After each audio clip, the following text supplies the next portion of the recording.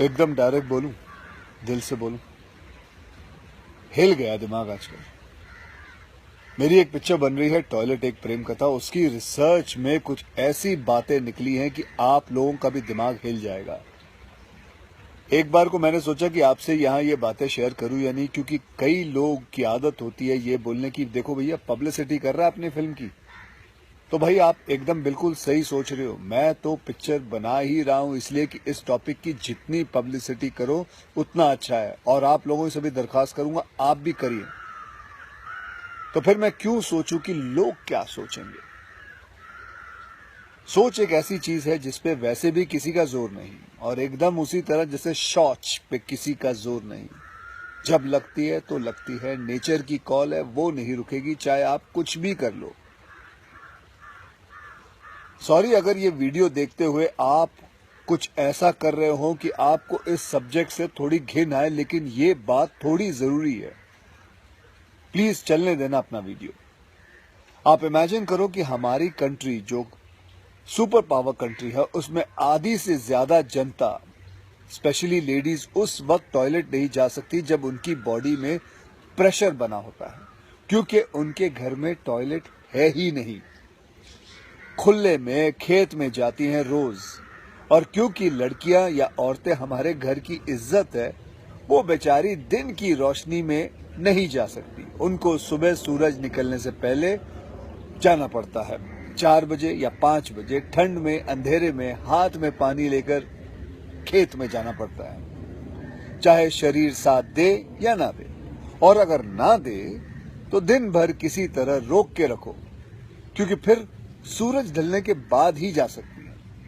आदमियों की तरह नहीं है कि जब आया दीवार की तरफ मुंह करके शुरू हो गए, जो कि अपने आप में हमारे देश के लिए एक शर्मनाक बात है। अपने आप को स्ट्रांग मर्द कहने वालों, जरा औरतों की तरह दिन भर रोक के दिखाओ यार।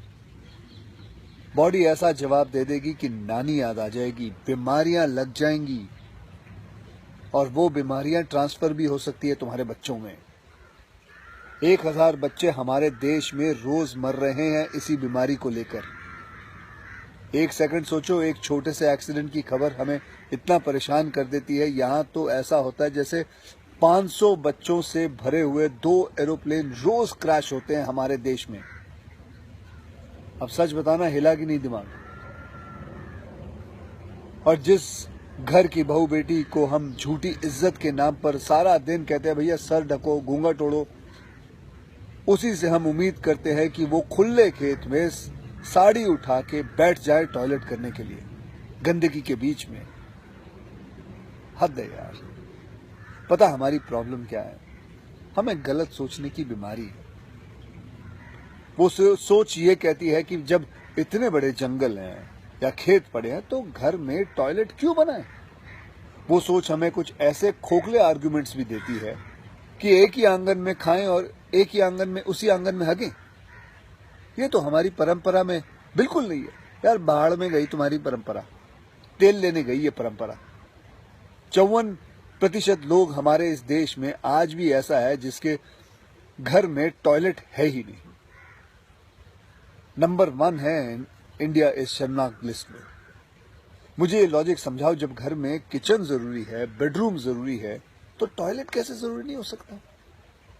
पिछले एक ही साल में 10 लाख नए टॉयलेट्स बनाए हैं गवर्नमेंट ने, पर पता है उनमें कई टॉयलेट्स में लोगों ने गाय बकरियां बांध रखी हैं, किसी ने चारा रखा हुआ है, किसी ने दुकान खोल रखी। अबे वो दुकान नहीं, वो गोदाम नहीं है, वो टॉयलेट है।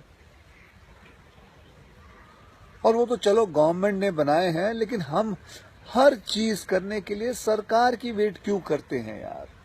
कि भैया हमारा काम नहीं है, ये सरकार का काम है, सरकार बनाएगी लोगों के लिए टॉयलेट्स। एक बात बताओ, ये जो इतना मंदिर, मस्जिद, गुरुद्वारे, चर्च में आप लोग दान देते हैं ताकि दुआएं मिले, उसका 10% देके किसी गरीब का टॉयलेट बनवा दो यार। 35,000 से 50,000 रुपए लगते हैं एक टॉयलेट बनाने के लिए।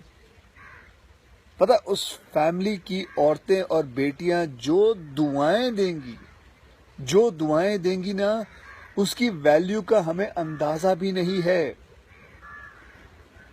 अरे करके तो देखो, आप लोगों की जिंदगी सुधर जाएगी। आज ना मुझे आप लोग एक प्रॉमिस करिए, आप में से वो सब लोग जिनके पास ये वीडियो देखने के लिए इंटरनेट और स्मार्टफोन है लेकिन घर में टॉयलेट नहीं है, वो लोग अपने कानों को हाथ लगाओ, घर की लेडीज को, औरतों को सॉरी बोल के कल ही काम शुरू करवाओ टॉयलेट बनवाने का। और वो लोग जिनके पास टॉयलेट है लेकिन वो फ्लश नहीं करते, भूल जाते हैं फ्लश करना, अपने कानों को जरा जोर से खींचो और अपने बाथरूम के दरवाजे के पीछे एक नोट चिपकाओ कि जब बाहर निकलोगे तो फ्लश करके निकलोगे और अच्छी तरह हाथ धो के निकलोगे। देखो दोस्त, स्वच्छ भारत का सपना है, बहुत प्यारा है, लेकिन स्वच्छ भारत तभी हो सकता है जब हमारा घर स्वच्छ हो, हमारे परिवार की औरतों का स्वास्थ्य स्वच्छ हो।